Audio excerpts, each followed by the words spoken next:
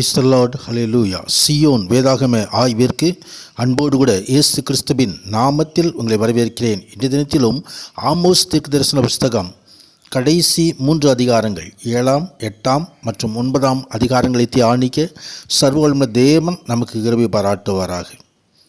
இஸ்ரவேலரின் மீது வரப்போகும் நியாய தீர்ப்பை குறித்த 2 தரிசனங்களை இந்த அதிகாரத்திலே ஆண்டவராகிய தேவன் ஆமோஸுக்கு காட்டினார். அவைகள் வெட்டுக்கிளிகளின் ரூபத்திலும் பயங்கர வெப்பமாகவும் வந்து அங்கே தேசத்தை அழித்து மகா பஞ்சத்தை கொண்டு வரும் என்று சொல்லி தீர்க்கதரிசி அறிவித்தார். அதே வேளையிலே தீர்க்கதரிசி ஜனங்களுக்காக ஆண்டவருடைய சமூகத்திலே பரிந்து பேசினபடியினால் நியாய தீர்ப்பு தாமதப்படுத்தப்பட்டது. பாவிகளின் மரணத்தை விரும்பாமல் நீதிமானின் ஜெபத்தை கேட்டு அவர்களுக்கு ஆண்டவராகிய தேவன் கிருபை செய்கிற தேவன். கர்த்தருடைய பரிசுத்த நாமத்துக்கு மகிமை உண்டாவதாக. தொடர்ந்து தூக்கு நூலினால் இஸ்ரவேலை தேவனாயத்தில் அளவிடுவதாக 3வது தரிசனம் கொடுக்கப்பட்டது. அவர்கள் சுவர் நேராக இருக்கிறதா என்று அளவிடுவதற்கு கட்டிடம் கட்டுபவர்கள் உபயோகிக்கிறதான ஒரு தூக்கு நூலை அங்கே தரிசனத்திலே பார்த்தார். தேவனுடைய வார்த்தையை தள்ளியதினால் இஸ்ரவேல் கோணலாகி விழுந்துவிடும் அபாயத்தில் இருந்தது என்பதை தேவ கோபாக்கினை கடந்து வருகிறதையும் குறித்து தீர்க்க தரிசனம் வருகிறது.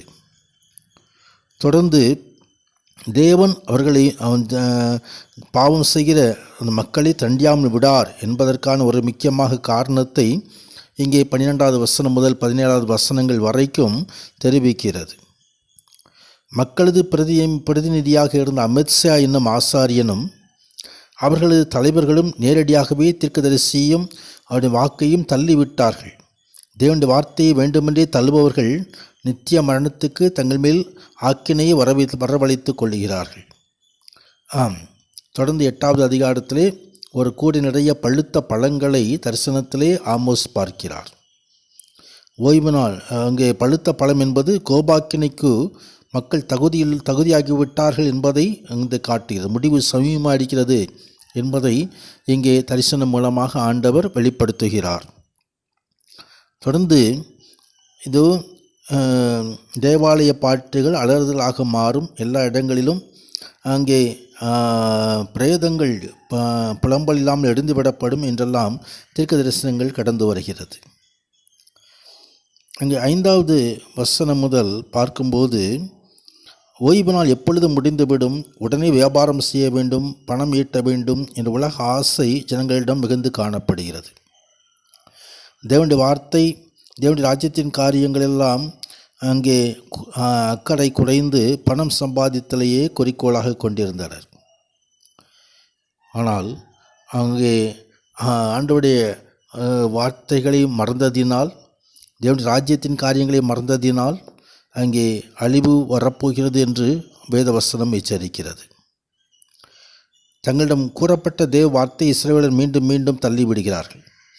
எனவே இப்பொழுது அவர்கள் விரும்பியதையே பெறுவார்கள். அவரிடத்தில் தீர்க்கதரிசிகள் இன்னும் அனுப்பப்படுவதில்லை, வேத வசனங்கள் கிடைப்பதில்லை. வரப்போகும் குழப்பத்தின் மத்தியிலே அவர்கள் தேவ ஆலோசனையை கேட்கப் போனால் இங்கே ஆண்டவருடைய வார்த்தை வெளிப்படுவதில்லை. அங்கே அப்படியான ஒரு காரியம் அங்கே காணப்படுகிறது.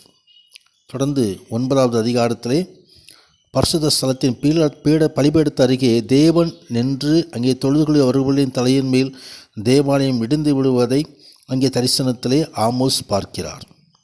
அது 5ஆம் தரிசனம். அதற்கு தப்பியவர்கள் பட்டயத்தால் மடிவார்கள்.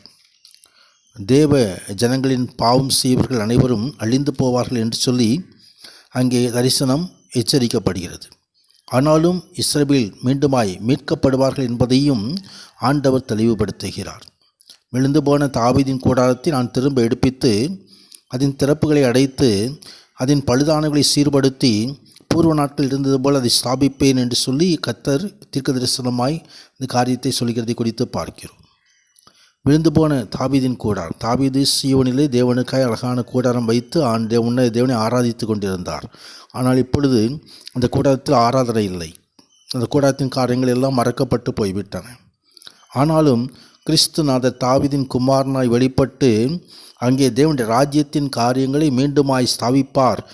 புதிய ஏற்பாட்டிலே திருச்சபைகளை உண்டாக்கி ஆண்டவராகிய தேவன் தமது வருகைக்கு ஆயத்தப்படுத்துவார் என்பதை இந்த வசனங்கள் சுட்டி காட்டுகிறது. இந்த வசனங்களை தியானிக்க நமது வாழ்க்கையிலும் சர்வ வல்லமையுள்ள தேவன் மகிமையான ஆசீர்வாதங்களை கட்டளையிடுவாராக.